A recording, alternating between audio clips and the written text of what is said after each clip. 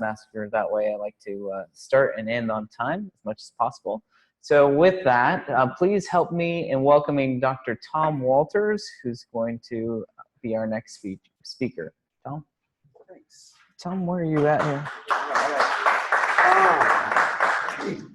It's right there. Good morning. For those of you who are expecting the shock and awe of an Alan Schreiber presentation, I'm sorry. I'm not Alan, obviously, but I will do the best that I can. I do have his slides, which is good, so that helps a lot. I'm going to try and build off of the first two talks we had today. We heard a lot of good information on the biology of mummyberry and on fungicide resistance and botrytis. This talk is going to be less basic biology. It's going to be more treatments and practices that hopefully you can use, give you an update on the research that we've done and how the basic research that we heard about a little earlier is guiding what we're doing. Let's see. The down arrow. Down, up, and there. Any buttons I should not press on this? Don't hold it too long. It makes that blank. Don't hold it too long. Okay. All right. Just a first thing, what a difference a year makes. At this time last year, this is what the RECA plots where we do our mummyberry studies looked like, right? We had blossoms about to open. We had vegetative buds that were an inch long or so. We were probably into our third organic application, maybe our second conventional application at this time. This is what the same field looked like on Sunday when we did our first application in the organic trial. We do have loose buds here. You can't see a lot of vegetative buds, but they were mostly tight, a couple getting towards a 1/4 inch long. But there's really about a good 3 weeks difference between those two. So we're having a much different season this year, a more normal season, I hope. I think for me, it really highlights the importance of making treatments based on the development of the fungus, as Dolphy was talking about, and the development of the plant rather than a strict calendar schedule, right? If we went on a strict calendar schedule, we would be hopelessly off in trying to control mummyberry. The first thing that I'm going to talk about is our blueberry fungicide trials, which are targeted mostly at mummyberry, but also a little bit at botrytis on blueberry. These are small plot trials. There is an organic trial in which we are using products that are either certified for use in organics or have at least some potential to be certified for use in organics. And then we also have side by side with that a conventional trial. Those of you who are conventional growers might wonder, why in the world do we even bother with a conventional mummyberry trial? Because you know that if you have your Indar applications on at the right time, you manage mummyberry pretty well. Well, the reason I would say goes back to fungicide resistance. We don't have any evidence yet that there is mummyberry in the area that is resistant to Indar. It seems to do a fine job in all the fields that I know about where it's applied right. But we do know that we have a long record of development of resistances to fungicides, and it's probably just a matter of time until we develop strains that are resistant to Indar. And we'd like to be prepared with other ways of controlling this disease if and when that happens. So in our trials, we've usually got a large number of applications, up to about 7 applications to control both the first and the second phases of mummyberry, as Dolphy explained, and also to control botrytis. The first applications, let's see if I can use the pointer here. Last year, with such an early year, we started late February when these buds here, the vegetative buds, they were well over a 1/4 inch by that time, and the floral buds were already loosening. And that continues through really the middle of April, towards the latter part of bloom, when we're already starting to see the first strike symptoms. I was really interested to hear Dolphy's talk this morning, where she talked about the importance of flower bud development in determining when you have susceptible tissue on the plant. In our field of RICAs, where we do these experiments, we see exactly what she said. We very often have floral buds that are becoming loose, becoming susceptible, well before most of the vegetative buds do. So I was very glad that she mentioned that. That's exactly the kind of experience that we have in our field. Oh, if I can get that. I've only got 3 buttons, but it's still hard to hit the right one. Okay, this is the slide you've all been waiting for. You know, Alan has these giant slides with a lot of information on them. I will do my best to walk you through it and make some sense of it. These are results from the organic mummyberry trial. And this is a list of the different treatments that we have in the trial. This is some information on the form of the products. And these are the evaluations that we do. So we do an evaluation of the number of strikes per plot. That's both floral strikes and the vegetative strikes. Then we have a reading on the number of mummies per plot. And then by dividing how many plants there are in there, it's the number of mummies per plant. This is the untreated check, which, as you see, is kind of right in the middle of the pack in terms of the number of strikes per plot. Just to look at some of these treatments here, this is lime sulfur, a 2% volume to volume. It's a pretty low rate of lime sulfur, you know, especially in these early applications where we might have only 50 gallons per acre. That's about 1 gallon per acre of lime sulfur. It's a pretty low rate. We'll get back to that in a bit. This is a product that is not yet OMRI certified, but the producer says that they may be able to come up with an OMRI certified formulation. It's OSO. We have had some very good results with this at the high rate at 13 fluid ounces per acre. We also have some products that you're likely very familiar with if you're an organic grower. We have Regalia and Double Nickel here. Also Actinovate and Zenospore. And then we have some programs in which we alternated Regalia Actinovate with OSO.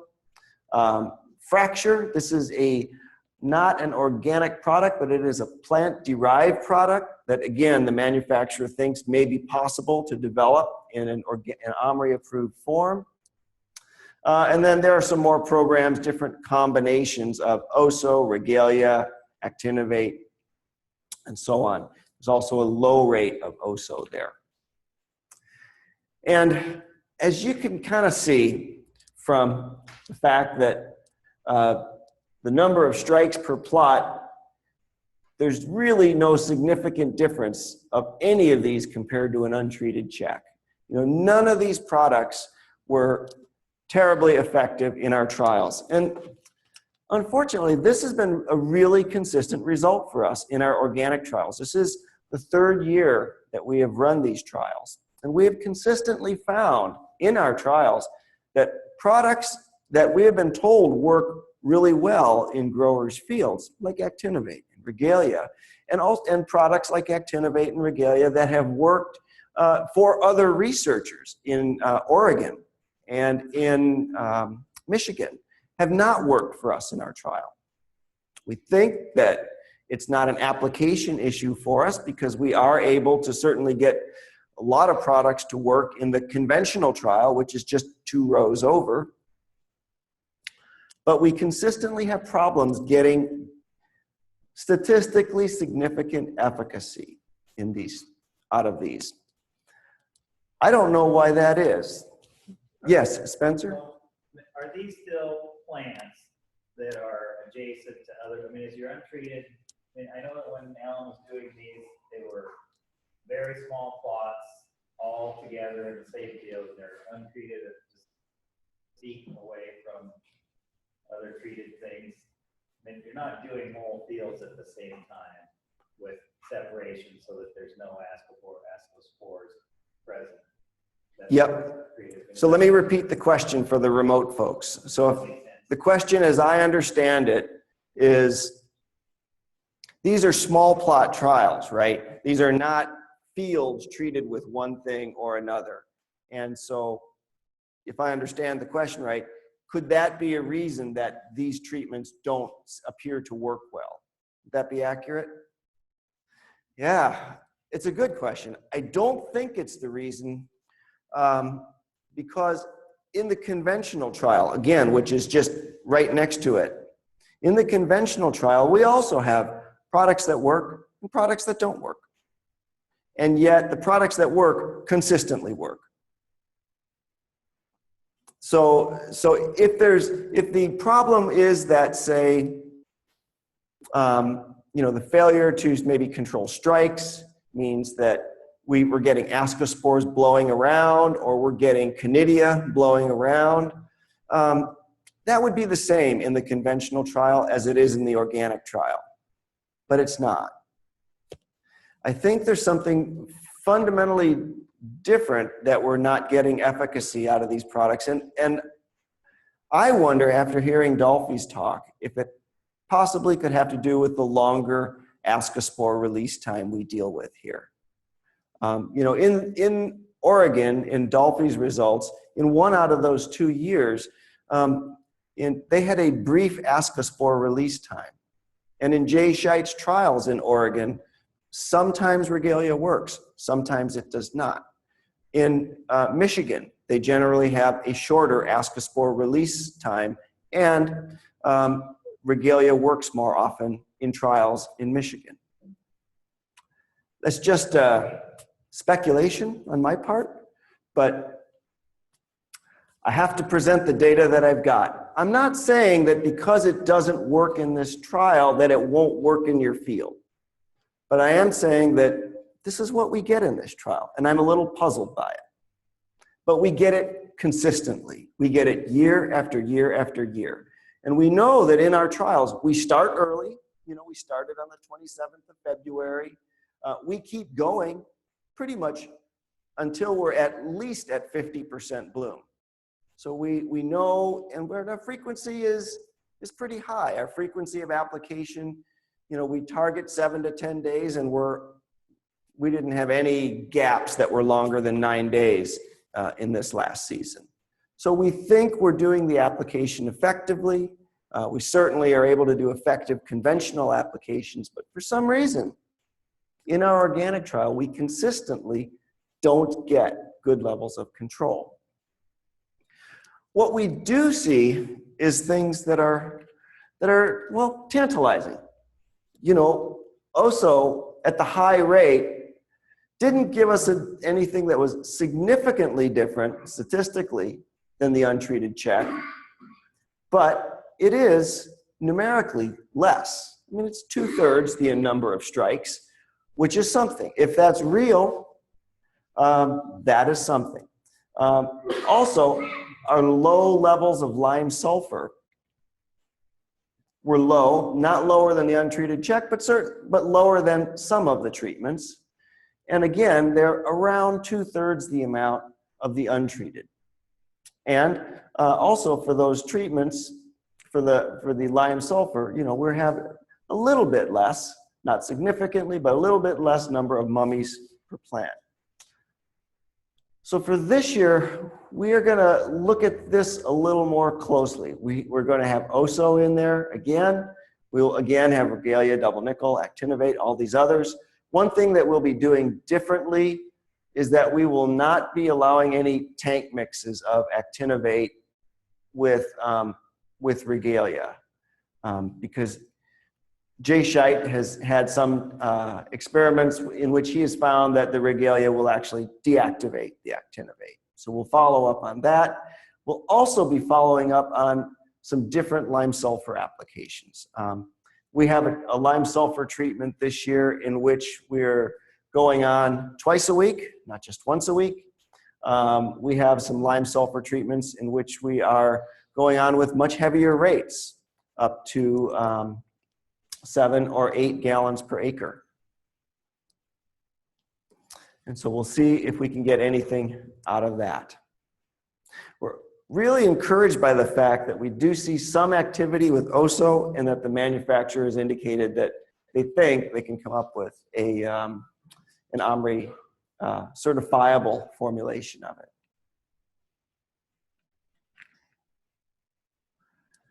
So this is the same kind of data for a conventional trial. This conventional trial, it was right next to the organic trial. These again are small plots, just like the organic trial is.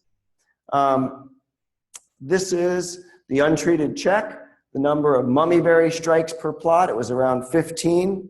That's pretty darn close to the number of untreated strikes in the untreated check in the organic trial. So the overall pressure is pretty similar. And then this is the strikes per plant. This is the number of mummyberries per plant. And then this is a reading of botrytis on the berries. And what you can see here is that we look first at the mummyberry strikes per plant. We've got a lot of differences. And some of the most effective treatments were one in which we've got Indar for the first 4 applications. I'm not suggesting that anybody do 4 applications of Indar. That would be pretty irresponsible to do on a whole field, basis. But what we wanted to do in this treatment was we wanted to make sure that we were covering all of the early primary strike season. You know, what is the maximum that you could do with Indar? And it was extremely effective. We also have a newer product, Proline, is also group 3, was also extremely effective. We also have, this is the same product that was in the organic trial. This is Fracture. In this trial, Fracture actually gave us some mummyberry control. So we're encouraged by that. That's part of the reason it's going into the organic trial again this year. We have a number of other products in here. I don't think I'll go through all of them, but you can see that all of them had at least some efficacy on primary strikes, and some of them actually had, some of these things were kind of surprising. Like, I didn't think we would get any effect on primary strikes from Captan, but we did. Looking at the number of mummies per plant, fewer of these products and of these treatments were giving us significant differences. So anything that doesn't have an A is significantly different from the untreated check. Anything that does have an A is no better than the untreated check. And what you can see here is that, again, the Indar Pristine combination treatments did extremely well. Proline was amazing at control of both phases of this disease. And you can see the numbers are generally pretty low with a couple of exceptions. We had a fair amount of mummyberry breaking through in a treatment that was Orbit, which is another group 3 product early in the season, and Switch later. And then we had a fair amount of breaking through where we tried Roverall and Top Guard Specialty. This program where we had Roverall, Top Guard Specialty, Roverall, Pristine, and Fracture. That was not a very effective one. Trying just to go with a botrytis product, chlorthalonil, was not a good way to go. And what these are telling us is basically that if you want to manage mummyberry, you really need to use these group 3 products early in the season in the appropriate time. It works well, it works consistently, and don't try to substitute a broad spectrum fungicide for botrytis control for a mummyberry product. Looking at botrytis itself in this trial, our botrytis pressure was really pretty low. But we did see a couple of products that gave us notable botrytis control. This is a new, this Luna Tranquility is a group 7 plus group 11. Is that right, Tobin? Tranquility is 7 plus 11? It's a 7 plus of something, I think an 11. That did very well on botrytis in this field. Surprisingly to me, fracture was very good. This is again, this is a plant-derived product. We didn't think it would be a real heavy hitter for botrytis, but it did very, very well. And then the Indar Pristine combination did well in this field. This is a field, by the way, that used to be organic, and since it's been converted to conventional, has been, would probably be considered a low or medium input field, not a high input field. So it does not have a history of heavy pristine use, which could be contributing to the fact that pristine worked well in this field. So, what did we learn? It's hard to do in small plot trials with products that don't work in that circumstance. You know, again, that doesn't mean they won't work in your field, but with the organic products that seem to be, you know, not as ruthlessly effective as some of the conventional ones are, it's hard. It's hard to tease out efficacy. We do have some things that could have some efficacy, possibly actinovate, double nickel, possibly regalia, and most likely lime sulfur and oso. These are the ones that I'm really following closely in this year's trial.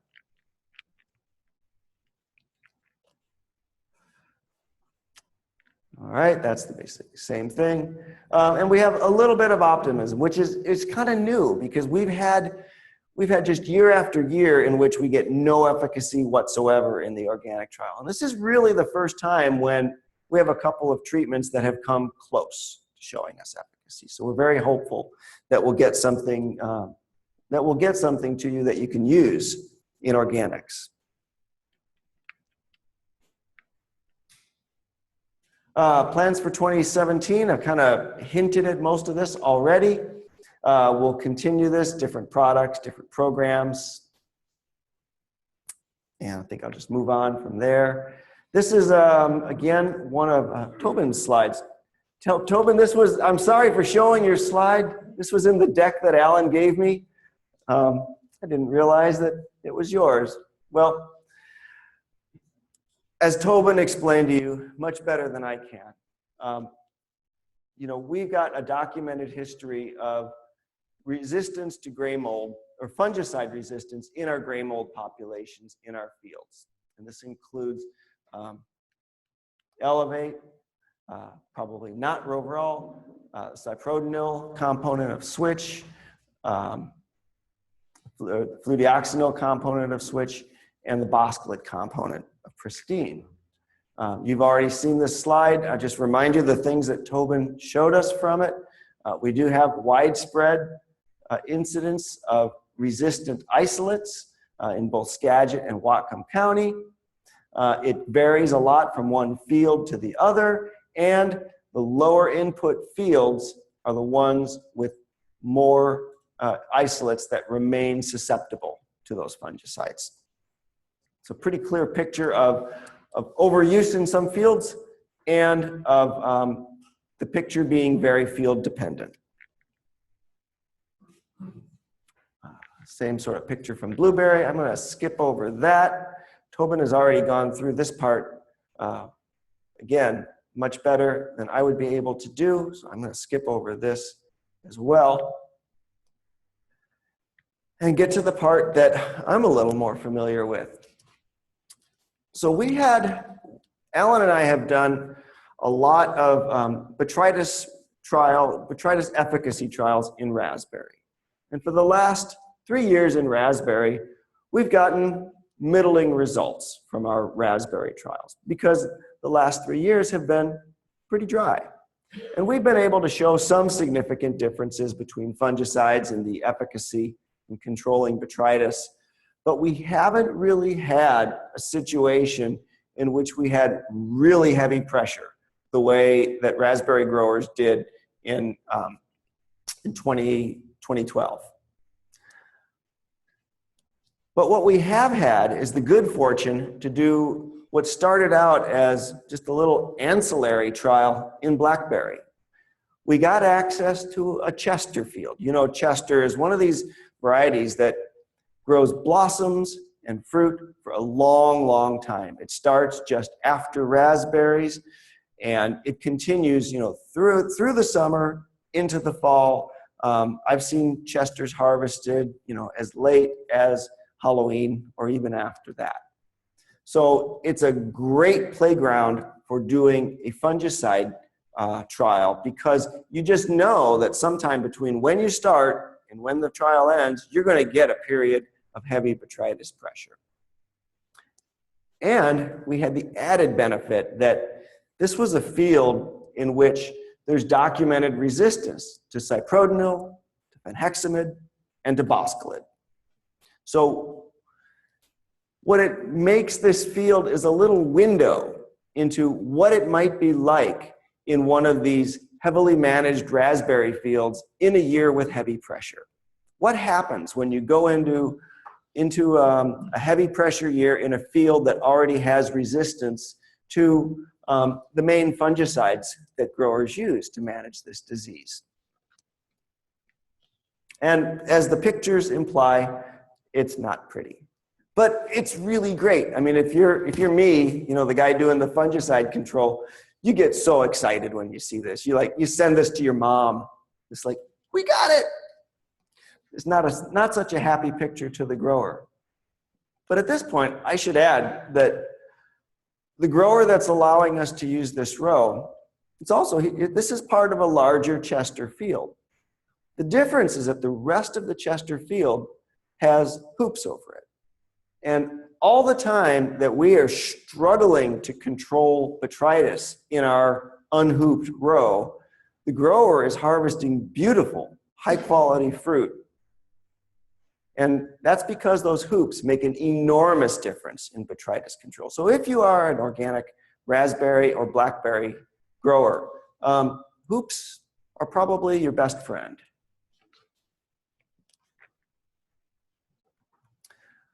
Okay, so here are some results from this efficacy trial in blackberry. This is from last year. 12 different treatments in here. Here's the untreated check down here. Number of infected berries per plot on this particular day was about 170. That's a lot of moldy berries.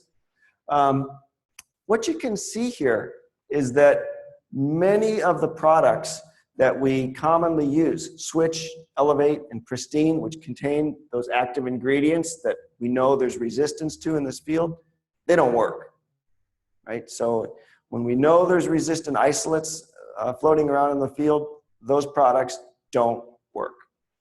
There actually is a small but measurable efficacy for Captan. This is Kenja. Kenja is one of the new FRAC Group 7 products that's out. Kenja is isofetamide.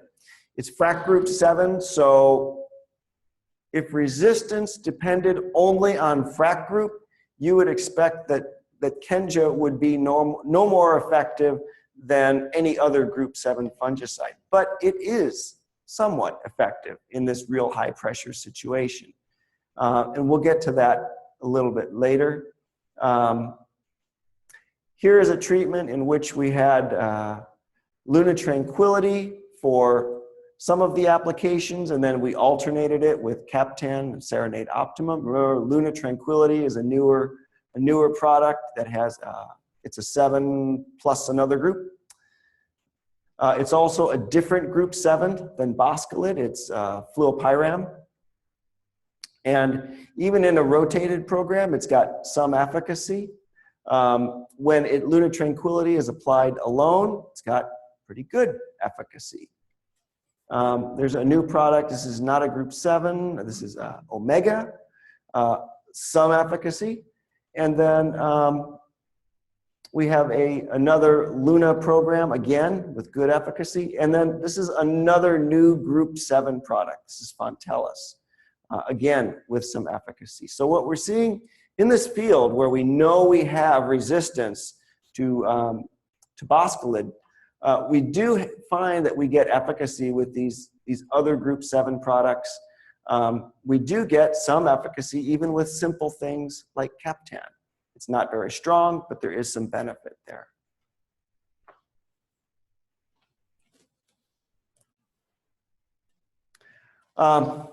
Which brings me to the next bit. We do have 2.5 new fungicides for blueberries, blackberries, and red raspberries.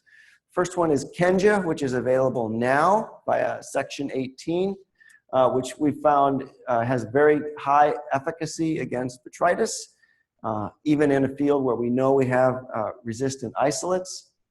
I would not suggest rotating Kenja with other group 7s, but I would suggest that if you know you have resistant isolates in your field, you might consider using that as your group 7 or as one of your group 7 applications. The downside for Kenja is that we don't have MRLs for all of the countries that we want to. We do have MRLs for Canada and Japan. Well, coming, and other MRLs coming. We do have the ones for Canada and Japan, I believe. So the bottom line is that if you use this product, be sure that you know where your fruit is going. You don't want to get hung up with a residue issue.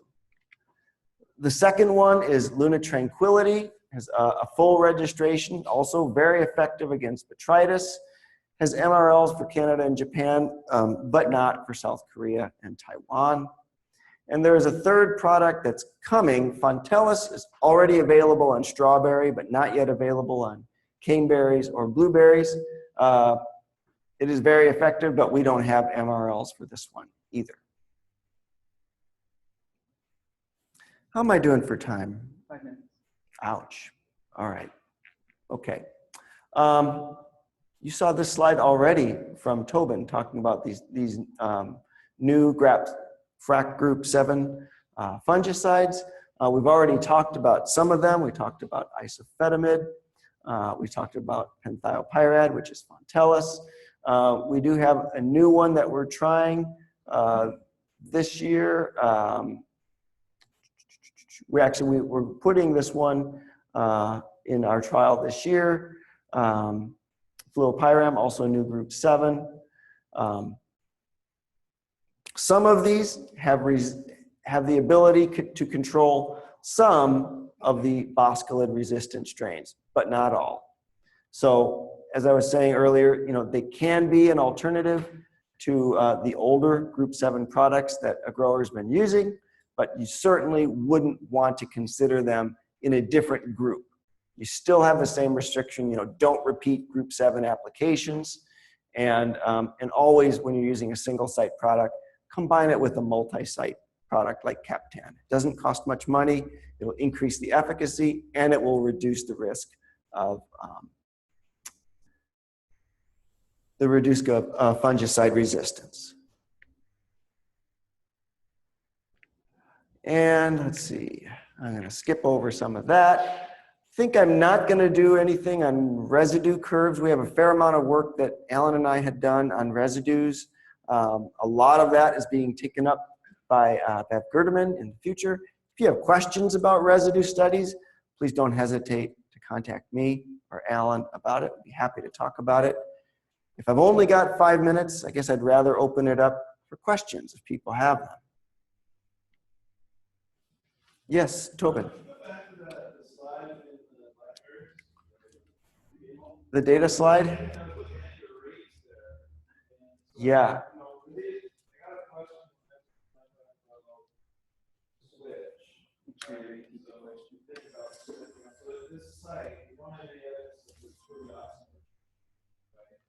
you're applying switch, and you know it's program with hopefully applying switch and it's not working, which would suggest to me that the is not functioning very well. But I was looking at the grade, your rate's at the low end, right? It's actually goes 14.2, I think. I think that's right. Let me try and repeat the question. So I was just thinking, in the future, maybe you could try a higher rate quality. I put down on the low end. Yes. Right? So, I'm going to try and repeat the question for the remote folks, and then I'll try and respond to it.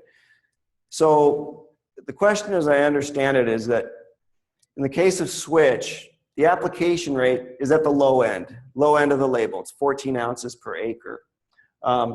Switches has two products in it, cyprodenil and fludeoxonil.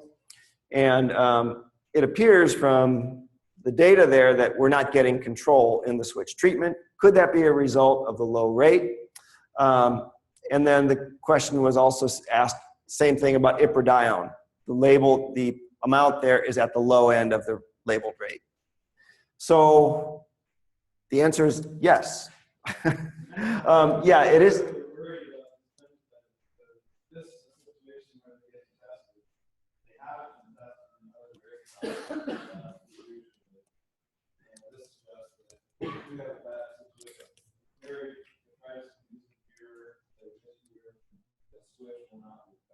Yeah, I'm glad you brought that up. I wanted to mention about the iprodione and point out that we did apply it at 1 pint per acre.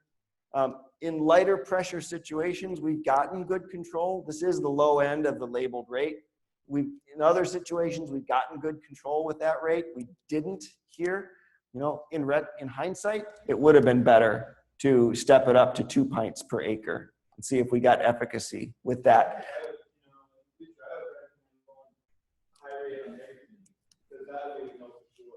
Yeah, in the case of switch, by the way, we haven't seen good control with switch in this field any year that we've used it. And we've been in this field at least 2 and maybe 3 years. But and we've done multiple evaluations, different times of the year. We have yet to see good control in this field with switch. The other thing with fludeoxonil too is it's a minority component of that mix. I think it's like 37 or 8% propanol and 25% fludeoxonil. Yeah. That's actually then propanol. If I had more room in this trial, and I've only got room for 12 treatments in this trial, if I had more room, I would love to trial those 2 AIs separately. Yeah, that would be the hot thing to do. But you know, maybe we could send you some blackberries from this field, which are probably come to you pre-inoculated with isolates of botrytis from this field. And maybe in the lab, you could try applying some cyprodenol and fludeoxonil.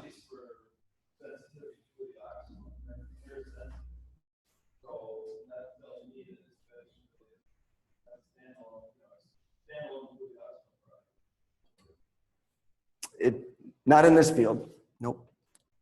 So if you're continually using low rates, the low end of the rate, are you setting yourself up for good building up resistance?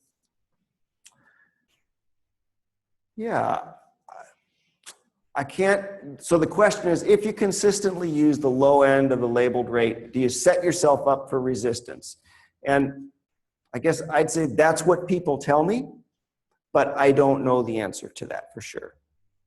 It would seem a logical conclusion, but you know. It would. Although the way I understand it from talking with the grower in this field is that the field has a history of switch being used at the full rate. So in this particular field's case, it didn't get there because a low rate was used, because the field history is high rate of switch use. Chris, for the last question. Yes, Chris? Remote question. Some recommendations of fungicides for gardeners. the recommendations of fungicides for home gardeners. You know, so the question is, what are the recommendations for fungicides for home gardeners?